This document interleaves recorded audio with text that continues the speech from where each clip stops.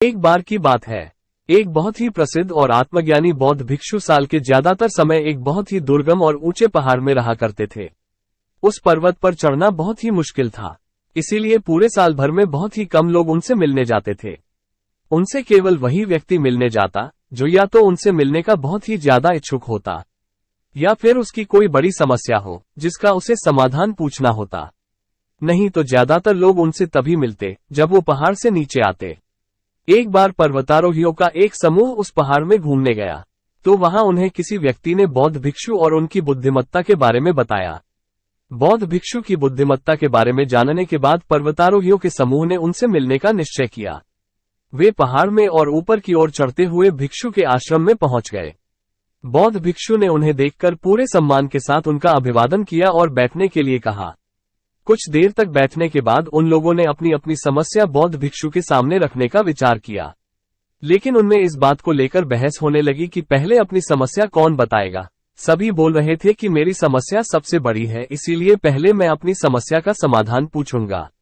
धीरे धीरे उनकी बहस करने की आवाज ऊंची होने लगी और वहां चारों तरफ जोर का शोर होने लगा। ये देखकर बौद्ध भिक्षु चिल्लाए, तुम सभी शांत हो जाओ, मेरे पास इस समस्या का समाधान है। इतना कहकर बौद्ध भिक्षु वहां से उठकर अपनी कुटिया के अंदर चले गए और थोड़ी देर बाद अपने हाथों में कागज कलम और एक कटोरी लेकर आए।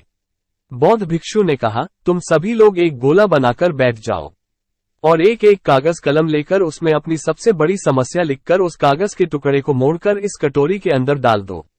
सभी ने यही किया। वो एक गोल घेरा बनाकर बैठ गए और अपनी अपनी समस्या कागज में लिखकर उसे कटोरी में डाल दिया। इसके बाद बौद्ध भिक्षु ने उस कटोरी को उठाया और उसे अच्छी तरह हिलाकर कागज की पुड़िया को अच्छे से मिला दिया। फिर बहुत ही शांत भाव से उस कटोरी को पास में ही बैठे पहले व्यक्ति को देते हुए कहा, इस कटोरी को एक एक कर आगे बढ़ाते चले जाओ और हर व्यक्ति कागज का एक वही टुकड़ा उठाएगा जो सबसे ऊपर होगा। फिर उस कागज पर लिखी समस्या को पढ़ो और सोचो कि क्या तुम्हारे जीवन में भी यही समस्या होनी चाहिए जो तुम अभी पढ़ रहे हो, या तुम्हारी अपनी समस्या ठीक है। एक एक कर सबने कटोरी से पेपर उठाया और एक दूसरे की समस्याओं के बारे में पढ़ा। जब सबने दूसरों की समस्याओं के बारे में जाना तो वो डर गए और अंत में सब इसी निर्णय पर पहुंचे कि उनकी अपनी समस्या इतनी बड़ी नहीं है जितनी दूसरों की। और कुछ ही देर में उन्होंने एक दूसरे को उनकी समस्याओं वाले कागज वापस कर दिए और अंततः सबके हाथ में अपनी अपनी समस्याओं वाले कागज ही थे। अब सब शांत थे और मन ही मन खुद को दूसरों से अधिक खुशनसीब समझ रहे थे।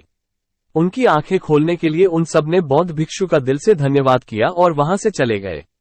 दोस्तों, अगर हम अपने आसपास ध्यान से देखें तो हम पाएंगे कि हर इंसान यही सोचता है कि उसकी परेशानी सबसे बड़ी है, वही है जो इतनी सारी समस्याओं से जूझ रहा है। उसकी किस्मत खराब है। लेकिन अगर हम दूसरों की समस्याओं को देखें, उन्हें ध्यान से सुने, तो हमें हमारी समस्या बहुत छोटी लगने लगेगी। हम खुद को भाग्यशाली समझने लगेंगे। हम अक्सर छोटी छोटी समस्याओं को लेकर अपने जीवन और अपनी किस्मत को कोसते रहते हैं, जिनमें से ज्यादातर समस्याएं तो ऐसी होती हैं जिन्हें हम थोड़ी सी मेहनत और दिमाग लगाकर समाप्त कर सकते हैं, लेकिन हम उनके लिए भी हमेशा शिकायत करते रहते हैं। अगर किसी इंसान का वजन ज्यादा है तो यह उसके लिए एक समस्या है। अगर किसी का वजन कम है तो ये भी उसके लिए एक समस्या है। अगर कोई बेरोजगार है तो दुखी है।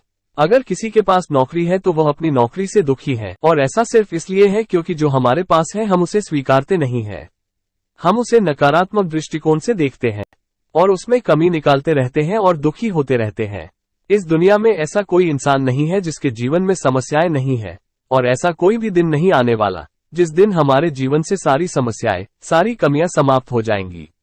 ये हमारी आखिरी सांस तक हमारे साथ रहने वाली है। और जरा सोचिए कि अगर हमारे जीवन में दुख और परेशानियां नहीं होंगी तो हम खुशी को कैसे महसूस कर पाएंगे। हम माने या ना माने, परेशानियां हमारे जीवन का एक हिस्सा है और हम इनसे भाग नहीं सकते। हमें इनका सामना करना ही पड़ेगा। और समस्याओं का सामना करने का पहला नियम ये है कि हम इन्हें दिल से स्वीकार करें और फिर इनके समाधान के लिए उचित कदम उठाएं, क्योंकि प्रॉब्लम से बचने का केवल एक ही तरीका है कि उन्हें सॉल्व कर दो। दोस्तों, मुझे उम्मीद है कि आपको इस वीडियो से सीखने को जरूर मिला होगा। धन्यवाद।